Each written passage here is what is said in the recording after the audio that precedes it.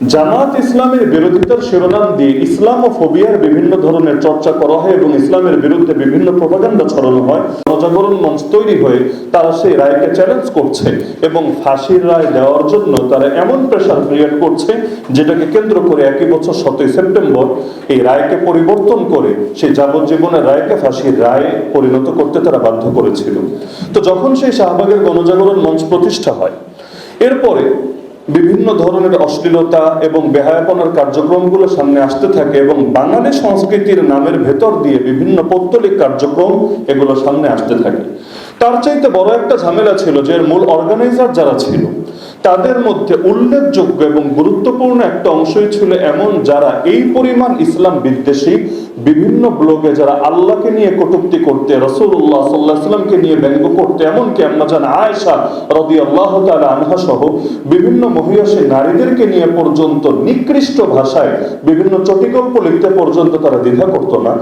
তো এই বিষয়গুলো যখন ধীরে ধীরে সামনে আসতে শুরু করে, ওই সময় এটাকে কেন্দ্র করে এক পর্যায়ে হেফাজতে ইসলামের কার্যক্রমগুলোর উত্থান ঘটে। যদিও আমরা শুরুতে আলোচনা করেছি যে হেফাজতের প্রতিষ্ঠা 2009 শেষের দিকে এবং সামনে আসে 2010-এ, যে সময় সেই নারী নীতি এবং শিক্ষানীতি নিয়ে দেশের মধ্যে বিভিন্ন আন্দোলন, কিন্তু এটা মাঝখানে কার্যক্রম থেমে গেল যখন দেখা যায় এই শাহবাগে গণজাগরণ মঞ্চের নামে জামাত ইসলামের বিরোধিতার শিরোনাম দিয়ে ইসলামোফোবিয়ার বিভিন্ন ধরনের চর্চা করা হয় এবং ইসলামের বিরুদ্ধে বিভিন্ন প্রপাগান্ডা ছড়ানো হয়।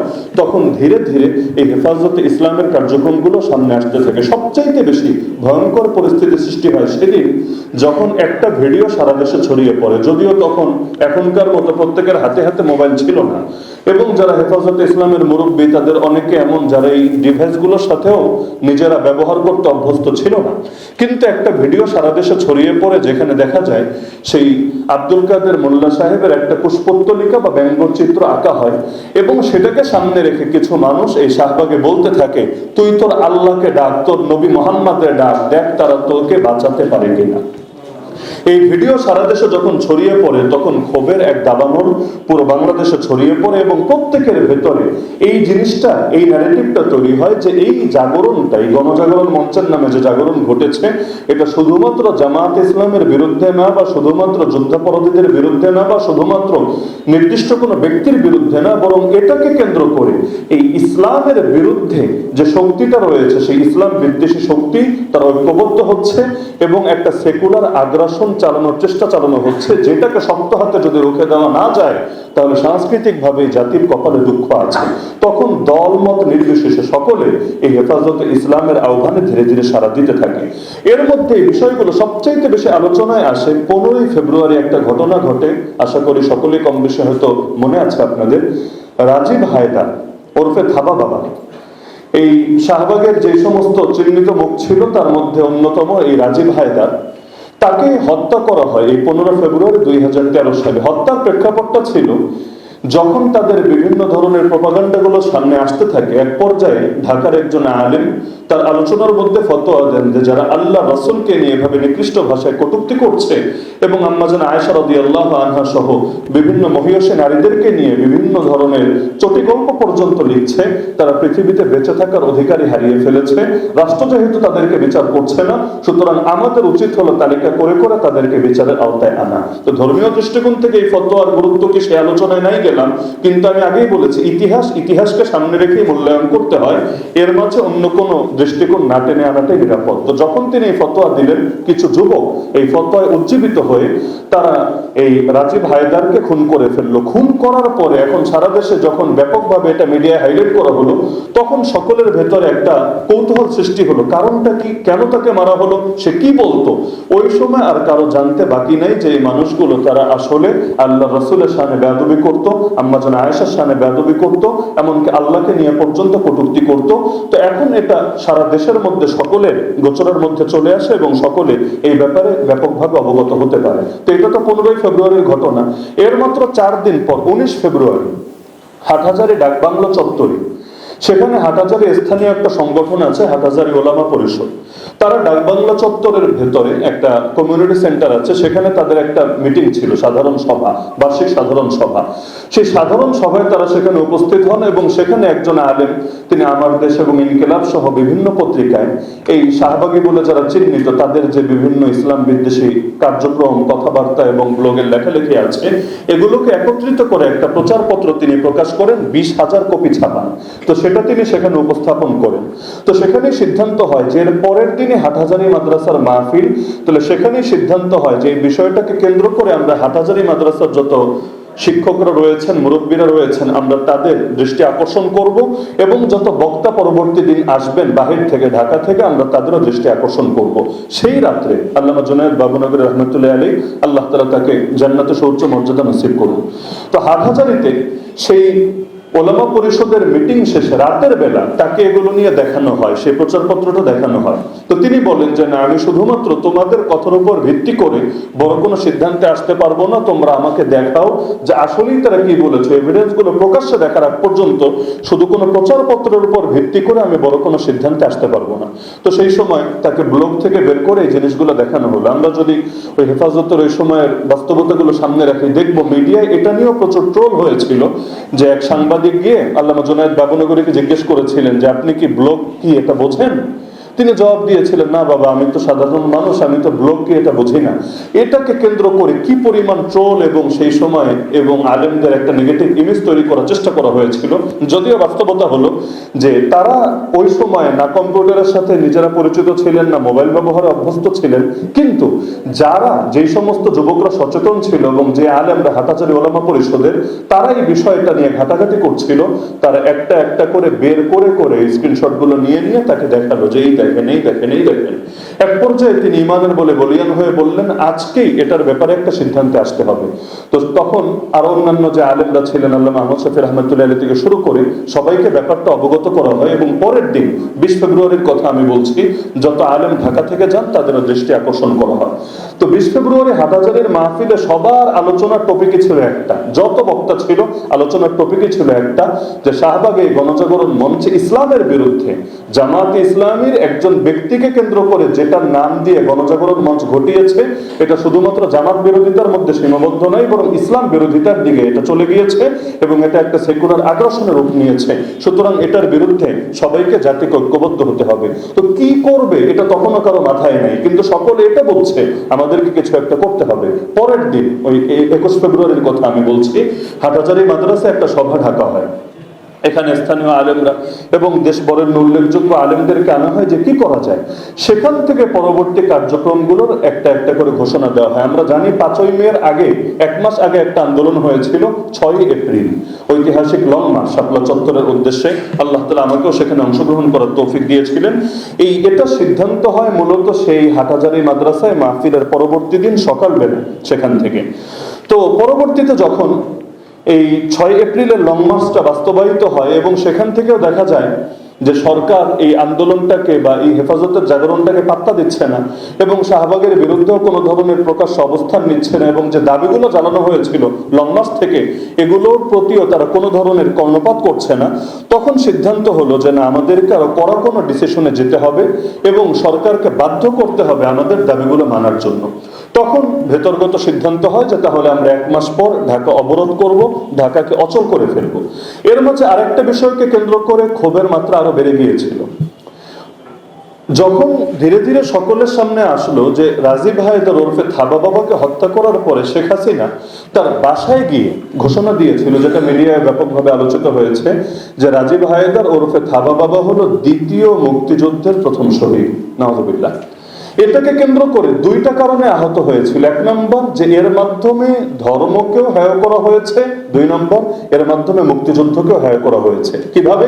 কারণ প্রথম মুক্তিযুদ্ধ সেটা তো ইসলামের বিরুদ্ধে ছিল না, বা মুক্তিযুদ্ধের মধ্যে কখনো তো এমন কোন উদ্দেশ্য ছিল না যে আমরা যদি ইসলামকে গালি দিতে পারি, আল্লাহকে নিয়ে কটূক্তি করতে পারি, নবীর ব্যঙ্গচিত্র আঁকতে পারি, বা নবীর স্ত্রীদেরকে নিয়ে আমরা বিভিন্ন চটিগল্প লিখতে পারি, এরকম কোন উদ্দেশ্য নিয়ে তো প্রথম মুক্তিযুদ্ধ ছিল না। তাহলে তাকে দ্বিতীয় মুক্তিযুদ্ধের প্রথম শহীদ কেন বলা হচ্ছে? আর ধর্মীয় দৃষ্টিকোণ থেকে আহত হওয়ার কারণ ছিল, শহীদ কাকে বলে? শহীদ তো তাকেই বলা হয় যে আল্লাহর পথে লড়াই করতে গিয়ে শত্রুর হাতে নিহত হয়েছে তাকেই তো শহীদ বলা হয়। তাহলে এই যেই থাবা বাবা সারাটা জীবন কটূক্তি করে গেল আল্লাহ রসুলকে, আল্লাহ রসুল সাল্লাল্লাহু আলাইহি ওয়াসাল্লামের পবিত্র স্ত্রীদেরকে, তাকে শহীদ বলে আখ্যায়িত করা যায় কিভাবে? যদি আমার একটা আফসোসের জায়গা আছে, শেখ হাসিনার বিরুদ্ধে অনেক মামলা হয়েছে, কিন্তু এই যে ধর্ম অবমাননা এবং মুক্তিযুদ্ধকে হেয় করার একটা বাক্য, এটাকে কেন্দ্র করে কোনো মামলা এখনো পর্যন্ত হয় নাই।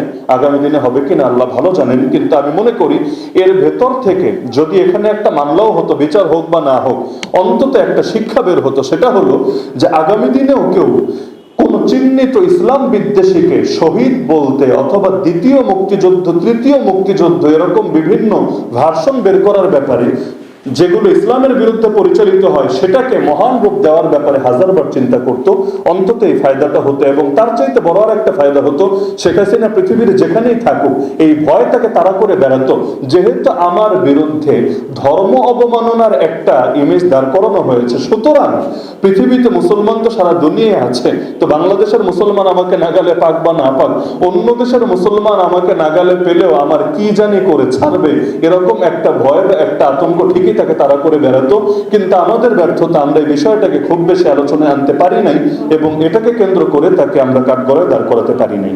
তো পরবর্তীতে যখন সেই 6 এপ্রিলের পরে ঘোষণা দেওয়া হলো ঢাকা অবরোধ করা হবে, 5ই মে আমরা অবরোধের দায়িত্ব পালন করলাম। আমি নিজে উত্তরার ওই পাশে সেখানে একটা সাইডের মধ্যে ভলান্টিয়ারের দায়িত্ব পালনে ছিলাম এবং সারাটা দিন খুব সুন্দরভাবে দায়িত্বটা সম্পন্ন হচ্ছিল। তখনও আমরা কেউ কল্পনা করি নাই যে আজকে রাতে আমাদের সামনে কি ভয়ঙ্কর পরিণতি ঘটতে যাচ্ছে। এমনকি আমরা দেখলাম র্যাব যারা আছে, পুলিশ যারা আছে, সকলে সহযোগিতা করছে যাতে অবরোধটা সুন্দরভাবে পালন হয়, কোনো ধরনের কোনো সমস্যা নেই। হঠাৎ করে মাইকে ঘোষণা দেওয়া হলো যে আমাদের আমির আমাদেরকে শাপলা চত্বরে যেতে বলেছেন। অথচ ওই দিনের কথা আপনাদের আশা করি কারো কারো মনে থাকবে, বিশেষ করে কেউ যদি সেখানে নিজে সম্পৃক্ত থাকেন। সেদিন বৃষ্টি হয়েছিল অবরোধ পালনের সময়। বৃষ্টিতে ভিজে ভিজে আমরা অবরোধ পালন করেছি, কারণ আমরা যদি রাস্তা ছেড়ে দিই তাহলে আর অবরোধটা অবরোধ থাকবে না। একদিকে বৃষ্টিতে ভিজলাম, কিছুক্ষণ পর আবার রোদ হলো, তো এখন কাপড় পাল্টানোরও সুযোগ নাই, এক্সট্রা কাপড়ও নিয়ে যায়নি। একইভাবে থাকতে থাকতে আমাদের অধিকাংশ জনের জ্বর চলে এসেছিল। এর ভেতরে যখন ঘোষণা আসলো সকালে নাস্তা নেই, দুপুরে খাবার নেই, এর ভেতরে ঘোষণা আসলো আমাদেরকে শাহবাগে যেতে হবে এবং পায়ে হেঁটে যেতে হবে, মিছিল করে করে আমরা যাব। তো মানসিকভাবে অনেকেই এটার সাথে মানে শরীর নিচ্ছিল না যে কিভাবে এত দূর আবার আমরা নতুন করে যাব। তো আমাদের সব সাথীরা আসে নাই, কিছু মানুষ সেখান থেকে সরে গিয়েছিল যে না, সারাদিন অবরোধ পালন করেছে আলহামদুলিল্লাহ, আবার শাহবাগ হেঁটে হেঁটে যাওয়া সম্ভব না। কিন্তু হিম্মত করে আমরা হাঁটা শুরু করলাম। সেই উত্তরা থেকে হাঁটতে হাঁটতে হাঁটতে এই মতিঝিলের শাপলা চত্বরে আসার আগেই আমরা যখন বাড্ডা পার হই, ওই সময় আমরা খবর পেলাম যে গুলিস্তানে গোলাগুলি হচ্ছে এবং বাইতুল মুকাররমের পাশে অনেকে আহত হয়েছে। এবং তখন তো যেহেতু এখনকার মতো ফেসবুক এবং মোবাইলগুলো এত ব্যাপক ছিল না, তথ্যগুলো এত সহজভাবে পাওয়া যেত না, বিভিন্ন গুজবও ছড়িয়ে যেত। আমরা শুনছিলাম যে কয়েক ডজন শহীদ হয়ে গিয়েছে, বাইতুল মুকাররমের আশপাশে প্রচন্ড গোলাগুলি হচ্ছে। তা আমরাও চিন্তা করছিলাম যে এখন আসলে এই অবস্থার মধ্যে কি করা যায়, আমরা কি সামনের দিকে যেতে থাকবো না কি করব। তো এখন আমাদেরকে বলা হলো না, আমির যেহেতু আদেশ দিয়েছে আমাদেরকে যেতেই হবে, তো আমরা অগ্রসর হচ্ছিলাম। পরবর্তীতে যখন আমরা কাছাকাছি আসলাম, এই কাকরাইল মোড়ে আসার পরে আমি নিজেও সেদিন যেই পরিমাণ আমরা তো মিডিয়ায় দেখি 1,57,000 গুলি, সাউন্ড গ্রেনেড এবং টিয়ার শেল নিক্ষেপ করা হয়েছিল, যার মধ্যে বিকালবেলা একটা টিয়ার শেল আমি নিজেও খেয়েছিলাম সেই কাকরাইলের কাছাকাছি এরিয়া আসার পরে। তো সেদিনের বাস্তবতা যদি আমরা সামনে রাখি, সময় যেহেতু অতি সংক্ষিপ্ত, সব আলোচনা হয়তো করা যাবে না, আমি কয়েকটা পয়েন্ট এখানে সংক্ষেপে বলছি। 1 নম্বর, হেফাজতের আন্দোলন যারা নেতৃত্ব দিচ্ছিলেন, আমি তো শুরুর ইতিহাস টেনে বললামই যে এটা সূচনা হয়েছিল হাটহাজারী থেকে এবং এটা হেফাজত মূলত হাটহাজারীর একটা আঞ্চলিক সংগঠনই ছিল। তো যে এই রাতের বেলা এখানে থাকার সিদ্ধান্তটা, এটা মৌলিকভাবে হাটহাজারীর হেফাজতের সিদ্ধান্ত ছিল না। তাহলে এটা কিসের সিদ্ধান্ত ছিল? ইনশাআল্লাহ আলোচনা শেষের দিকে এটা আসবে যে কিভাবে অবরোধের সিদ্ধান্ত হঠাৎ করে রাতের বেলা অবস্থানের সিদ্ধান্তে রূপ নিল এবং কি কারণে এটা এত ভয়ঙ্কর পরিণতির দিকে গেল। এর আগে আমরা একটা বাস্তবতা সামনে রাখি, সেটা হলো আজ 2026-এর 5ই মে, কিন্তু এখনো পর্যন্ত আমরা আদৌ এটা জানি না ঠিক কয়জনকে সেদিন নির্মমভাবে শহীদ করা হয়েছে। বড় দুঃখের কথা, শহীদদেরকে মূল্যায়ন করা, তাদের ফ্যামিলির খোঁজ খবর নেওয়া, এগুলো দূরের কথা, আজ পর্যন্ত আমরা এটা জানি না।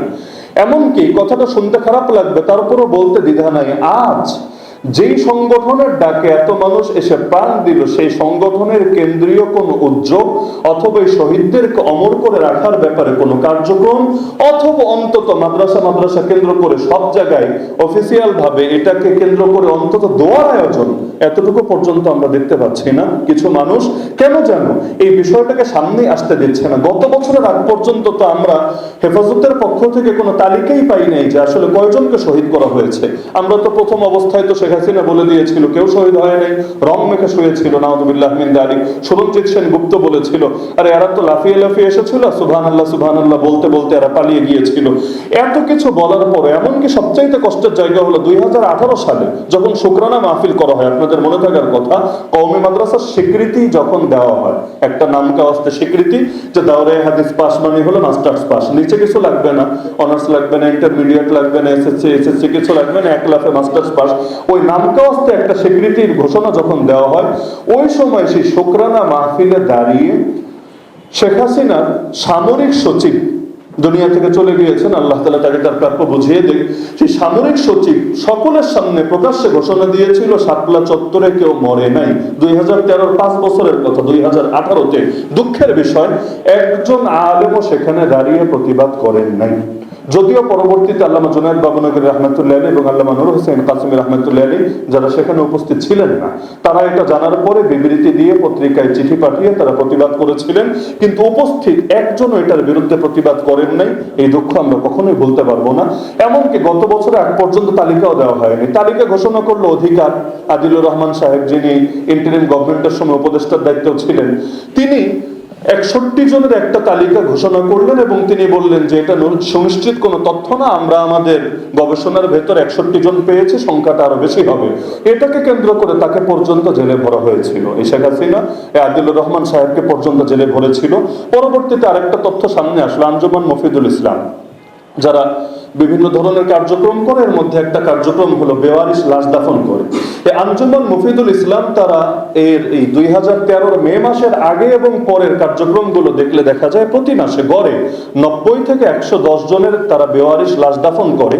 কিন্তু 2013 সালের মে মাসে তারা বেওয়ারিশ লাশ দাফন করেছে 367। তার মানে কোথায় 90 থেকে 110 আর কোথায় 367, সংখ্যাটা কত বেশি। তার মানে আশঙ্কা আছে এর বড় একটা অংশই সেদিন 5ই মে নির্মমভাবে শহীদ হয়েছিল এবং বেওয়ারিশ হিসেবে তাদেরকে দাফন করা হয়েছিল। গত বছর হেফাজত যেই আজকের 5ই মে 2025 এক বছর আগের কথা, 93 জনের একটা খসড়া তালিকা প্রকাশ করেছে এবং ঘোষণা দিয়েছে যে সংখ্যাটা আরো অনেক বেশি হবে।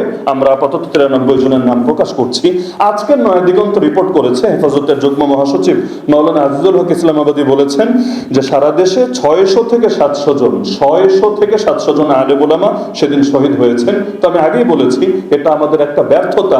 আমরা শহীদদেরকে মূল্যায়ন করব দূরের কথা, তাদের নামগুলো পর্যন্ত এখনো তালিকায় আনতে পারলাম না এবং তাদের ফ্যামিলির খোঁজখবর পর্যন্ত আমরা করতে পারলাম না। সবচাইতে বড় আরেকটা কষ্টের জায়গা হলো এই যে এতগুলো মানুষ শহীদ হলো, এটাকে কেন্দ্র করে সরকার দুঃখ প্রকাশ করবে দূরের কথা, পুরো চিত্রটাই পাল্টে দেওয়া হলো। জুলাই আন্দোলনের সময় যেমন আমাদের ভাইয়েরা শহীদ হচ্ছে, এটা নিয়ে কোনো কথা নাই, শেখ হাসিনা সেই মেট্রো রেল দেখতে গিয়ে এমন কান্না করে দিয়েছে, মনে হচ্ছে দেশে দুর্যোগ থাকলে মনে হয় এই মেট্রো রেল স্টেশনে আগুন লাগে, এই দুর্যোগটাই আছে। চোখ থেকে পানি না আসলো, নাক মোছার চিত্র সেদিন গোটা বাংলাদেশ দেখেছে। তাহলে এই যে দেখা যাচ্ছে যে মানুষের প্রাণের চাইতে মেট্রো রেল স্টেশন পড়া তার কাছে বেশি দামি হয়েছে। একইভাবে হেফাজতের সময় মিডিয়া সন্ত্রাস আর বুদ্ধিজীবীদের ভণ্ডামির কারণে সেই সময় এই জাতীয় একটা বাস্তবতা সামনে এসেছে। পত্রিকাগুলো রিপোর্ট করছিল হেফাজতের তাণ্ডব, সরকারের তাণ্ডব না, বাহিনীর তাণ্ডব না, হেফাজতের তাণ্ডব। তারা রিপোর্ট করলো যে এই যে আল্লাহর নবীর মহব্বতে যেই সমস্ত মানুষরা ঢাকায় আসলো, তারা নাকি বাইতুল মোকাররমে গিয়ে বইয়ের দোকানে কোরআন পড়িয়েছিল। কোন মানুষগুলো?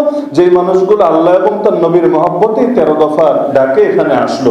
এমনকি এই এত মানুষ মরার চাইতে গুরুত্বপূর্ণ হলো ঢাকার রাস্তার ডিভাইডারে যে গাছ আছে, এরকম কিছু গাছ কাটার ছবিগুলোকে এমন ভাবে মিডিয়াগুলো হাইলাইট করলো, মনে হলো যেন এই কোনো একজন মানুষও মরে নাই, কিন্তু এই গাছগুলো শহীদ হয়েছে এবং গাছগুলো প্রাণ দিয়েছে, এজন্য এই মহান গাছগুলোর জন্য তাদেরকে সবচাইতে বেশি দুঃখ করতে হবে।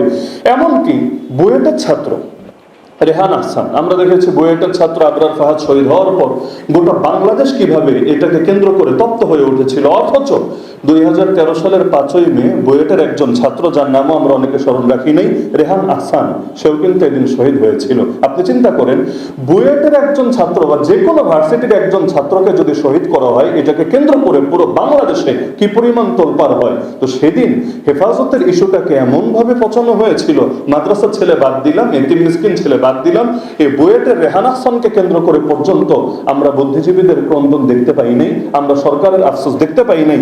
এমনকি আমি মনে করি এই আওয়ামী ফ্যাসিবাদ যে এত ভয়ঙ্কর রূপ ধারণ করেছিল, এর শিকড় এবং তাদের এই হিম্মত বাড়ার পেছনে সবচাইতে বড় কারণ ছিল দুইটা।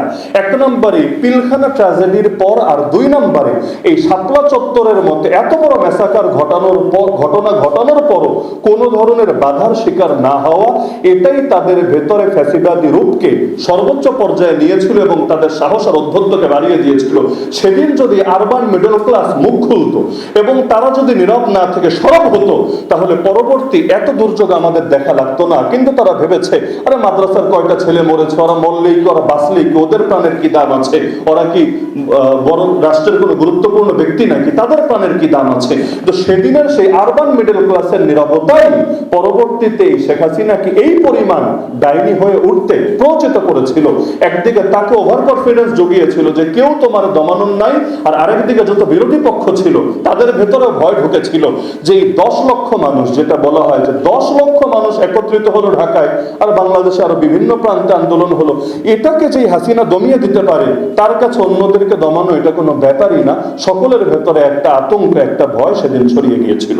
তো এদিনের দায় যদি আমরা আলোচনা করতে আসি, একটা বাস্তবতা সামনে আসবে। আমি যেটা ইঙ্গিত দিয়েছিলাম যে হাটহাজারীর হেফাজতের সিদ্ধান্ত ছিল না রাত্রে অবস্থান করা, সিদ্ধান্ত কিভাবে আসলো? এখন তো আলহামদুলিল্লাহ কেন্দ্রীয় নেতারা মুখ খুলছেন এবং আপনারা ইউটিউবে সার্চ করলে বিভিন্ন পডকাস্টও দেখতে পাবেন, আমি নাম মেনশন করছি না। লালবাগ মাদ্রাসায় কিছু মানুষ ছিলেন যারা সেদিন আল্লাহ মাহমুদ শফি রহমতুল্লাহ আলীকে লালবাগে এনে, এমনকি তাদের নামগুলো বলতেও দ্বিধা নাই, নামগুলো এখন প্রকাশ্যে, মুফতি ফয়জুল্লাহ, আলতাফ, মঈনুদ্দিন রুহি, মাওলানা জুনায়েদ আল হাবিব এবং আরো বিভিন্ন আলেমরা, তারা লালবাগে থেকে আল্লাহ মাহমুদ শফি রহমতুল্লাহ সেখানে অবস্থান করছিলেন। তাকে সামনে নিয়ে সেখানে বৈঠক হলো এবং হঠাৎ করে যখন ঘোষণাটা দেওয়া হলো যে রাতের বেলা অবস্থান করা হবে, প্রেক্ষাপট কি ছিল? আল্লামা মহিবুল্লাহ বাবনগরে, যিনি এখন আমিরে হেফাজত, তার নিজের শব্দ, তার জামাই যেটা শুনিয়েছেন এবং মিডিয়া এখনো ভিডিও বিদ্যমান আছে, যে আমার শ্বশুর আমাকে বলেছে যে সেদিন তো ওরা মন্ত্রণালয় ভাগ করে নিয়েছিল, তার মানে কিছু উচ্চাকাঙ্ক্ষী মানুষ, তাদের ভেতরে এই লোকটা ঢোকানো হয়েছিল যে আজকে রাত্রে যদি হেফাজত কর্মীরা এখানে অবস্থান করতে পারে, সকাল হতে হতে সরকারের পতন হয়ে যাবে। এমনকি শাপলা চত্বরে দাঁড়িয়ে পাবলিক স্পিচেও কেউ কেউ এমন বক্তব্য দিয়েছিল যে আগামীকাল সকালে আপনারা পালানোর জায়গা খুঁজে পাবেন না। পরবর্তীতে সরকারকে এই মেসেজটা দেওয়া হয়েছিল যে আজকে রাত যদি তারা কোনোভাবে থাকতে পারে, আগামী দিন আপনি শেষ। যেভাবে জুলাই আন্দোলনে ওই গণভবন গিয়ে দখল করেছে, একইভাবে এরা এসে দখল করবে। এর সাথে আরেকটা জিনিস, দুয়ে দুয়ে মিলে যেমন 4 হয়, আপনাদের মনে থাকার কথা, 5ই মের আগের দিন 4 মে বেগম জিয়া, আল্লাহ তাআলা তাকে জান্নাতে উচ্চ মর্যাদা দান করুন, একটা জনসভায় ঘোষণা দিয়েছিলেন সরকারকে 48 আওয়ার্স আলটিমেটাম দিয়ে, যে সরকারকে 48 ঘন্টা সময় দেওয়া হলো, এর ভেতরে তারা নির্দলীয় তত্ত্বাবধায়ক সরকার ব্যবস্থা মেনে নিতে হবেই হবে। যদি না নেয়, ঢাকার সব রাজপথ দখলে নিয়ে এই সরকারকে পতন ঘটানো হবে। সুস্পষ্ট বাক্যে 48 ঘন্টা সময় দিতে চেয়েছিলেন, 24 ঘন্টা, কিন্তু পরের দিন যেহেতু হেফাজতের একটা পূর্ব ঘোষিত একটা শিডিউল কার্যক্রম আছে, এজন্য 48 ঘন্টা ঘোষণা দিয়েছিলেন। তাহলে এখান থেকে কেন্দ্র করে সরকারকে কেউ কেউ এটা বোঝাতে সক্ষম হয়েছিল যে ওদিকে বিএনপির আছে 48 ঘন্টা, আর এদিকে রাতটা যদি তারা থাকতে পারে তাহলে পরের দিন সকালটা তো আপনার জন্য রিস্কের। এর চাইতে বড় একটা ভয়ঙ্কর ব্যাপার হলো, যেই মানুষগুলো লালবাগে বসে আল্লামা শফিকে সিদ্ধান্ত নিতে বাধ্য করেছিল, তাদের একজনকেও মাগরিবের পর থেকে শাপলা চত্বরে বা এর আশপাশে বা স্টেজের ধারে কাছেও তাদেরকে দেখা যায়নি। স্টেজে ছিলেন কারা? শেষ পর্যন্ত স্টেজে ছিলেন আল্লামা জুনায়েদ বাবনগরী রহমতুল্লাহ আলাইহি। তিনি ছিলেন সে সময় সেক্রেটারি জেনারেল। তিনি বারবার যোগাযোগ করতে চেয়েছেন আল্লাহ মাহমুদ শফির সাথে এবং বারবার ফোন দিয়েছেন। ডাইরেক্টর হুজুরকে দিতে পারছেন না, তার ছেলে এবং যাদের কাছে তার মোবাইলটা থাকে, খাদেম আরো যারা আছে, এদেরকে ফোন দিচ্ছেন, কিন্তু বলা হচ্ছে এই ব্যস্ত, একটু পরে কথা বলবেন, একটু পরে কথা বলবেন। তিনি ডাইরেক্ট যোগাযোগ করতে পারছেন না। এদিকে ওই সময় পর্যন্ত, তখনও যেহেতু হেফাজত এখনের পর্যায়ে নাই, সরকারের উচ্চ পর্যায়ের সাথে বাবুনগরীর ডাইরেক্ট সম্পর্ক ছিল না যে তিনি ডাইরেক্ট তাদের সাথে ফোন করে কোনো একটা কথাবার্তা বলবেন বা একটা নেগোসিয়েশনে যাবেন। এমনকি যখন গোলাগুলি শুরু হয় সেই সময় তিনি বলছিলেন যে এখানে দায়িত্বশীল কে আছে, একজন সিনিয়রকে আমার কাছে নিয়ে আসো, আমি কথা বলি, ওরা গোলাগুলি করছে কেন, ওরা এভাবে শহীদ করছে কেন, আমি কথা বলি, একটা সিদ্ধান্তে আসি। এবং তাকে বারবার বলা হচ্ছিল যে যেহেতু যোগাযোগ করতে পারছেন না এবং একের পর এক শহীদ আসছে, শহীদ তো বিকাল থেকে আসা শুরু হয়েছিল, তো শহীদের লাশ আসছে এবং দোয়া অনেকবার দোয়া হয়ে গেছে, শাপলা চত্বরে দোয়া বদোয়া, তো আপনি এটা শেষ করে দেন। তিনি বলেছিলেন আমি তো নিজের আদেশে আসি নাই, আমিরের আদেশে এসেছি। আমিরের আনুগত্যটাকে তিনি এই পর্যায়ে নিয়েছিলেন যে আমির যতক্ষণ না বলবে আমি এখান থেকে সরতে পারি না, ইসলাম আমাকে এটা অ্যালাউ করে না, তো সুতরাং আমি আমিরের সাথে যোগাযোগ করা পর্যন্ত অপেক্ষায় থাকবো। তো একদিকে যোগাযোগ বিচ্ছিন্ন, আর একদিকে সরকারের সাথেও তার কোনো ডাইরেক্ট যোগাযোগ নাই।